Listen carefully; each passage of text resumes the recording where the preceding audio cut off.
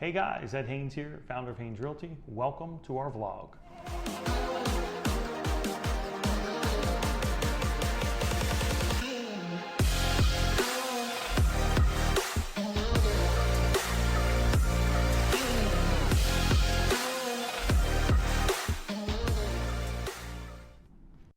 Today, we've got Scooch Ferrari here with us in studio. How you doing, Scooch? I'm good, how are you? Excellent. So we wanted to go over some Q&A, some things that when Scooch started in the business were of interest to him. We're going to touch on some of the reasons why he chose real estate and what that means to him, and just answer some other questions that Melody's fielding in the background, and she will hit us with those questions as we go, and we'll get them answered for you guys. But without further ado, Scooch, thanks for coming in. Yeah, I'm happy to be here. So tell us a little bit about why you chose real estate. Real estate's always been a passion of mine. You just know my mom, Charlene, she was in the industry for a long time. Well, Yes. now a real estate agent in South Jersey. So just watching her and how successful she was is I've always wanted to do it. You know? And then knowing you for so many years, getting the opportunity to finally get my license, and growing up down here in the Beach Haven West area, it was just the perfect time to do it. And I like helping people out, and some real estate transactions I've been a part of personally. The lessons learned, I want to take those lessons and my future clients and apply it to those transactions. Making that process as streamlined as possible. So. Yeah, no, that's a great point. They say those who walk on water, know where the rocks are. And it's great when you learn through your own transactions that you've done, and then you can parlay that into helping friends and clients. And yeah, I can't tell you how much smoother my transactions go now versus when I first started in the business. So that's definitely something where your clients will benefit from, your experience and the things that you've been through, and the fumbles you've seen other agents make in the business. No matter what you do, it's this or something else, you're always learning. And you're not going to know everything. So every transaction, you always learn. Learn. And I'm sure you feel the same way. No, absolutely. One of the things I always say is people always ask me, when's the best time? When's the right time? When's the best time to list a house, buy a house? When's the best time to get my real estate license or to try real estate as a career? And the answer to all those questions is always now. Yeah. Now, or 5 years ago, right? As some of my friends say, go do it 5 years ago. So now is always, the right time. And sometimes it's interesting how that timing, works. But I knew your grandmother well. I was blessed to know her. She was not only an amazing human being, but just fantastic when it came to the world of real estate. And I think she was kind of the epitome of what every agent should strive to be. We all know the type of agent that we don't want to be like, right? Unfortunately, we see a lot of that in our day-to-day interactions, and unfortunately, folks that don't put their clients first, and that's something that I know Charlene absolutely did and embodied and did that every day, and I think that's one of the things that sets us apart, from the norm, if you will, for sure. So. Can you touch on for everybody your how it was on going through virtual real estate class? Yeah, I mean it was fine. You just gotta have that self motivation to have that discipline to log on. I think I did it 2 days a week for about 4 hours at a time. It was like 6 at night to 10 o'clock at night. Okay. Just gotta have that self motivation to do it. And once you complete the course, sign up for the state test, because you only have a year, and the state test isn't easy. It took me a couple times to pass it. But once you do, it's rewarding. So. Yeah. Now, so When I went to school, it was you had to physically go. Online wasn't an option. Didn't have to walk uphill both ways in the snow, but it was different than today's online format. But no, you're right.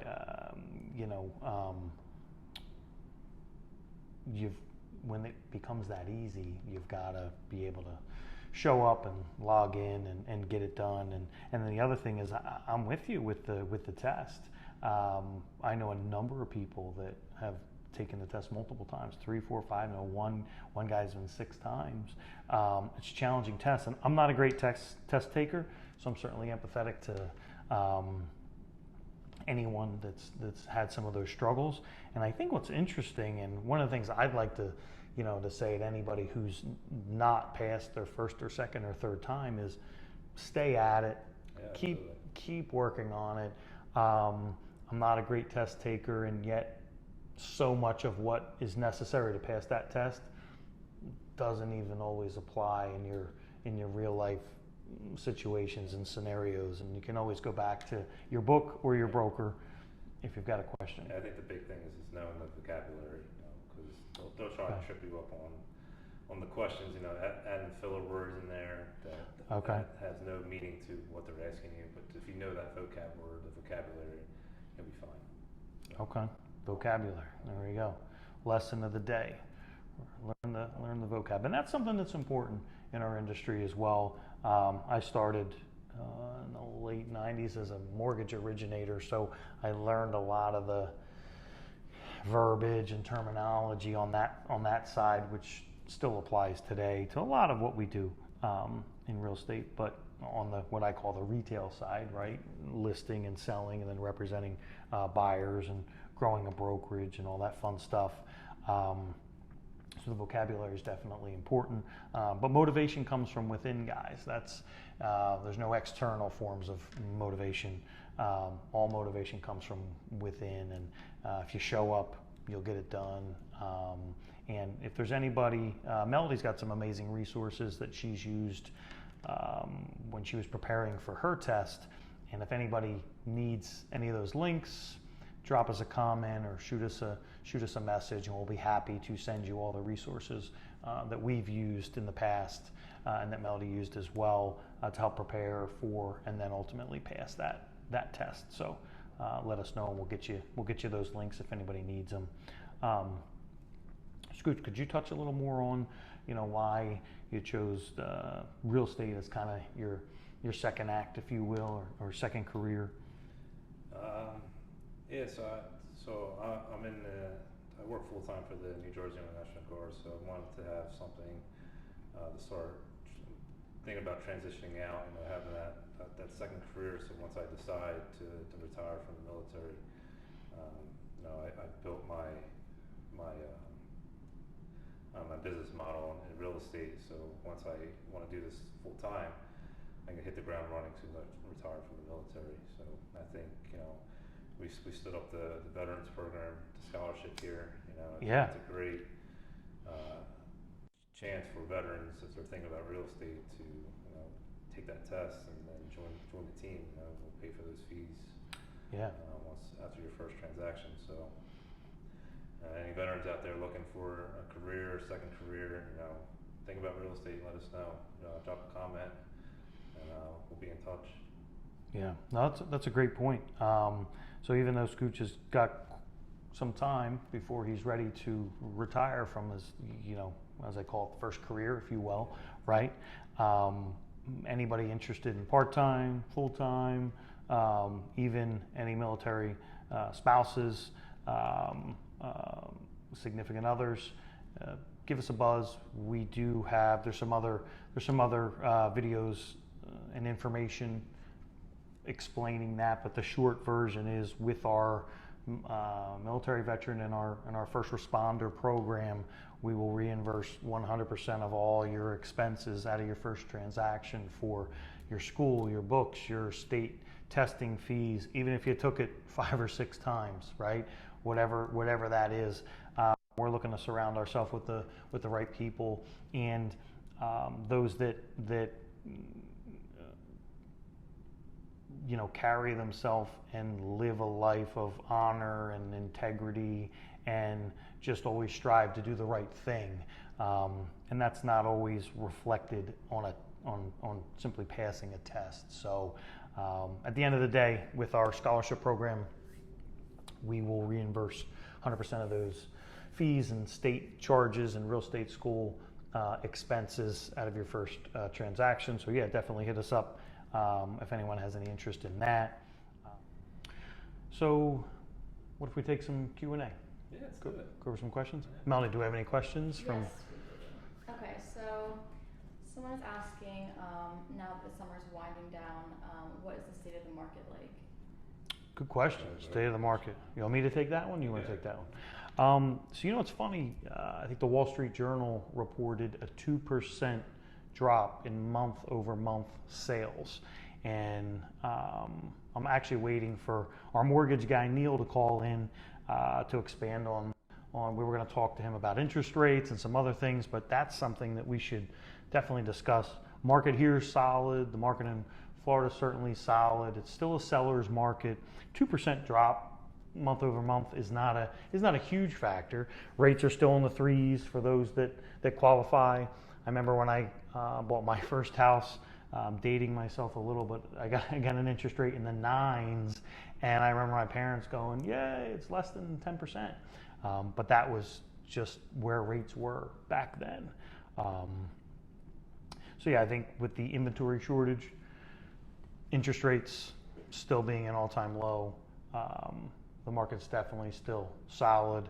If anyone is considering selling, now certainly the time. When we kind of look at that graph, right, of where are we at on the, where are we at on Plateau a little bit. Yeah, we've certainly plateaued. We've seen some of the days on the market go up a little bit here.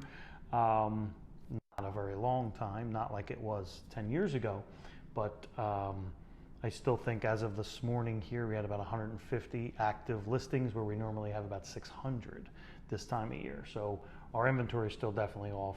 Prices are definitely up, but you see some of the crazy prices, right? The people are just taking a shot going, yeah, my place is worth $1.2 million. Let's list it at $1.6 million and see what happens. Some of that stuff is still kind of sitting. Yeah, you gotta be realistic with your number. You definitely get top dollar if you list your house now. So if anyone's thinking about selling a house, you might as well take advantage of it. That's what we did a few months ago. So this is the time to do it. You get top dollar, and then we'll find you your dream house too. That's right. Yeah. No, good point. So yeah, hopefully we'll get a buzz in from Neil. We'll have him explain what he sees on the back end. Interest rate. What's that? 9%. 9%. Yeah. So when I bought my first house, I think it was actually 9 7/8, 9.875, and it was like amazing to get under 10% because rates were just. I think when my parents bought their first house, rates might have been 17 or 18%. So it's funny now to hear rates are in the mid 3s. I mean, the last mortgage I got recently was 2.5%. On like a 30-year fix with no points and no fees, which is insane. But I think I got real lucky on the timing there for sure. But yeah, when my parents got their first mortgage, I believe I'll have to ask my mom. It was either 17 or 18%. So things sure have changed. Houses then were $20,000 too. I believe so. Your PITI wasn't quite what the average was or is, today. But we got Neil coming in now. Mr. Robinson, how are you? Good, Ed. How are you? I'm good. I'm good. So, actually, here with the. Good to hear from you guys. Yeah, we're here. Steve and I are recording an episode of our vlog and just talking about interest rates and how the PITI payment will change with for instance, a 10% reduction in sale price and a 1% increase in interest rates, and just wanted to kind of get your flavor on that and what your thoughts were. Yeah, have here in the office, and when we're speaking with clients, this is the conversation we've been having a lot lately, because people are always complaining about the inflated price of real estate. They have to wait for prices to come down. But the interesting thing is, before prices actually come down, there's the very first thing that has to happen. What do you think that is? Interest rates have to go up. That's what's going to force prices to come down, right? So you're not going to see the reduction in those sales prices until interest rates go up. That's the first thing. That's not necessarily the only factor. I mean, we still have a huge demand right now, right? Right. As you know, better than anybody, being a real estate broker in New Jersey and Florida, the inventory is extremely low, but the demand continues to grow, right? There's more and more people entering the market. First-time home buyers, millennials moving out of their parents' home. They've been able to save a tremendous amount of money because a lot of them are very successful, and they have been living at home for a long time, saving money. So we're seeing more and more buyers come into the market, but the inventory is staying the same, even though there's been a slight increase, I think, over the past couple months. Would you agree with me on that, as far as inventory? Yeah, we're seeing a slight increase. Seeing it come up slightly? We are. Yep, Yeah, absolutely. So the demand is still there, right? So if people are sitting on the sidelines waiting for a price to come down, the prices are going to have to come down tremendously. The factors just aren't there yet, right? But the one thing we do know is those rates are going to have to rise. So the numbers that we use, because they're nice and round, and it's relative to where we're at in New Jersey, the average sales price. So we use $500,000. $500,000 house right now. If we're at 3.25 on a purchase mortgage, because we have seen rates rise pretty sharply in the past couple weeks, with some changes that the Federal Reserve has announced coming down the pike with rates and their purchasing of assets. So at 3.25% on a $500,000 purchase with 20% down, right? So you get a $400,000 mortgage, right? Okay. Your principal and interest payment is $1,740. Okay, that's on a 30-year fixed rate mortgage at 3.25%. Your total payback is just under $627,000. Okay. So if you're waiting for that 10% price reduction, right? So on a $500,000 house, we're talking about that house coming down to $450,000. Right. Yep. At the same 20% loan to value, you're still putting down 20%, 80% loan to value. With an interest rate increase of 1%, 4.25, which is not out of the realm of possibility over the next 12 months. Sure. You're looking at a principal and interest payment of $1,777. You're going to pay $37 more a month because you think you're getting a better deal on that house. So the payment's going up $37 per month in that scenario. The payment's going up $37 a month. Wow. How about For that? a 1%, for a 10% price reduction, right? Sitting on the sidelines waiting for the prices to come down because the houses are too expensive. Well, get ready to pay more for the house that isn't as expensive because rates are going up. Got it. That's just a fact. They're only going one way. We're in a rising interest rate environment. So sitting around waiting for prices to come down isn't going to help anybody. And there's a house shortage. I don't want to say housing shortage, right? Because we see apartment complexes going up all the time. Right. Apartment buildings, multi-unit buildings, but who wants to live in an apartment, really? People are fleeing the cities because they're tired of that kind of living, right? So they're coming down to more rural areas where we're at. You see Florida and Texas and Arizona exploding. People don't want to live in these apartments anymore, right? But they're being built at a rapid pace because there's a house shortage. Right. There's a house shortage. So right now, I can't imagine a better time to list your home than right now. Yeah, it's funny. You're 100%. It's funny you say that because we were just listening to Grant Cardone talk a little bit, and he was talking about being on offense, and you're talking about don't be on the sidelines. So you guys are driving with the right themes and messaging here. You want to be on offense and take advantage of this market the way it is right now. Yeah, absolutely. Yeah, sitting on the sideline sucks. Yeah. Who wants to do that? It's no fun. You know? Yeah, definitely more fun to be in the game. So it's funny because I think a lot of people always talk about that, right? Like, I'll wait for it to come down, and look, I can save $50,000 if a $500,000 house, drops 10%. Now it's only $450K. But I think I'm also a realist, and from the numbers that we see, those bread and butter houses, everyone's financing those. Once in a while, you've got somebody that's paying cash, but virtually everybody's using leverage in the form of a first mortgage. So to have the PITI. I was taking notes, Neil. First scenario is 1740 principal and interest. Second scenario is 1776. So we're actually up $37 per month more for a $450,000 house over a $500,000 house with just a 1% interest rate increase. Is that correct? Yeah, absolutely. Yep. Okay. You nailed it on the head. That's what I said. Okay. And our total payback, you're at over $10,000 over 30 years. Okay. Right? So what are we waiting for? Now you're right. Now is always the time. Yep. Yeah. Yesterday's a canceled check. Tomorrow a promissory note. Today's the only legal tender we have to spend for sure. So. Yeah. Another big pushback we used to get, not so much now, because people, I think we're doing a really good job at educating people and opening their eyes to the fact that money is super cheap. Right? You don't need 20% down. Right. Right? Even in the second home vacation market, you only need 10%. And mortgage insurance is the cheapest it's ever been in the history of mortgage insurance. Is that right? Yeah, at 10% down with a decent FICO score, mortgage insurance is as cheap as 0.2%. Wow. Okay. 0.2% per month. Right? Wow. So on a $400,000 mortgage, we're talking about $80 to keep 10%. $80 Wow. a month for a limited amount of time. You get on that $500,000 house, keep 50 grand in the bank. Right. Right. Now Or you're keep right. 50 grand, keep 50 grand in the bank to maybe redo that kitchen in the house that's not perfect. Right? Redo the kitchen and bathrooms. Maybe put an in-ground pool in. And we're talking about $80 a month, right? So it's not a lot of money. Right. So Right. right now, financing just makes a lot of sense. Understood.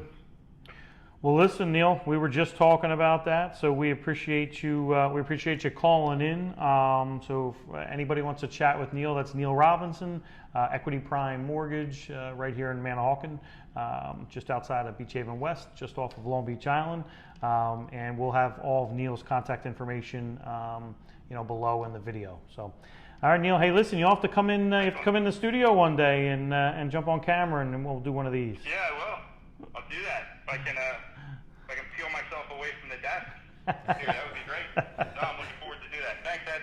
Thanks, Steve. All right. Talk to you guys. All right, Neil. Thanks, man. Bye now. Bye-bye. You got it. So yeah, so that's it's one of those scenarios that even being in the business, I've not taken the time to break down before. Yeah.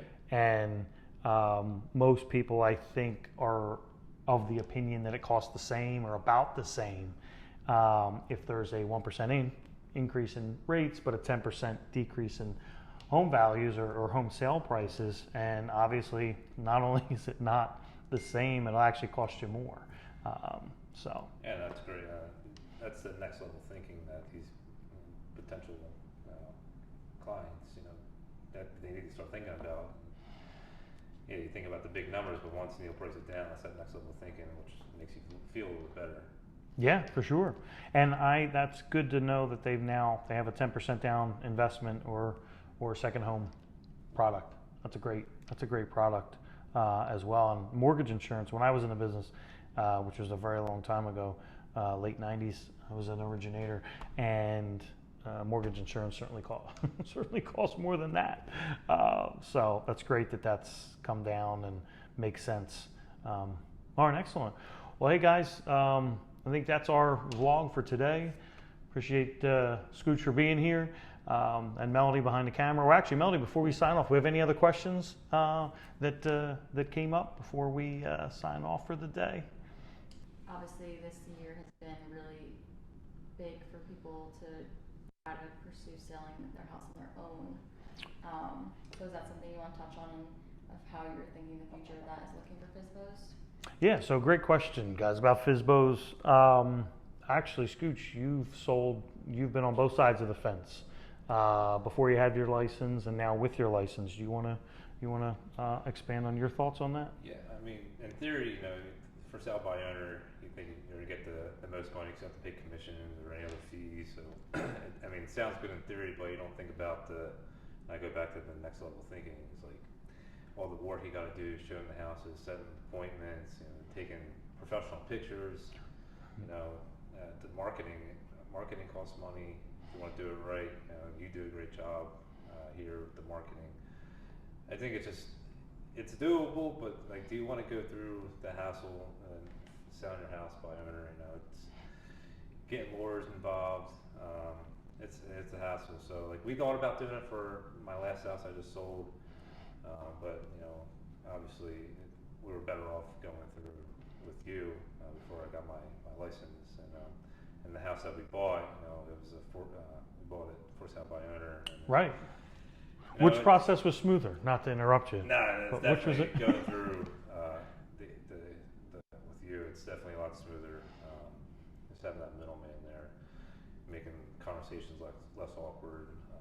There's a lot of things you don't know. You might think you know, but there's a lot of stuff you realize you don't know.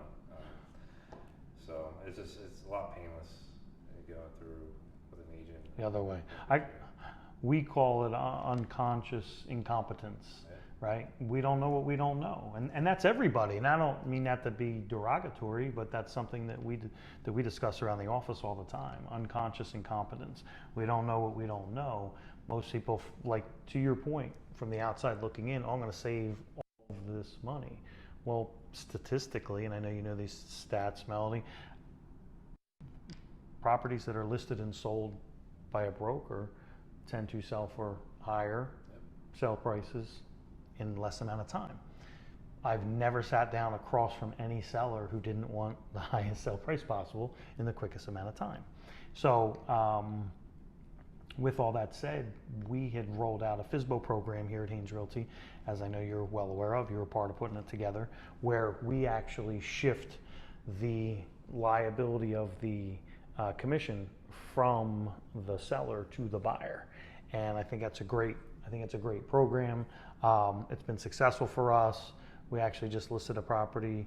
What was that one? That's at $1.5 million. What was that one? 1,499? Is that what it was? Yeah. So we just brought in a $1.5 million listing as part of our for sale by owner program. And that's one of the things we go over with all our agents. It's a great tool to use. And if anybody's considering, trying to sell for sale by owner, give us a buzz. I understand why you want to do it. I'm always interested in earning the most amount of money and keeping as much money in my pocket as I can. I get it. We're empathetic to that. But to Scooch's point, you can have a smoother process and actually net more money with a Fsbo program like we've got here at Haines Realty. A lot of emotions go into it, so it's not. Sometimes the juice isn't worth the squeeze. That's true. That's true. And you know what's funny? I don't lose track sometimes, but I tend to be a logical thinker, and it's much easier when you're not emotionally involved. And I think that's why anytime I'm doing a friends or family transaction or something like that, those, the senses seem to be a little heightened, if you will, because you go from the logical side to the emotional side. And things are always better when we can simply remain logical and just have it be all business.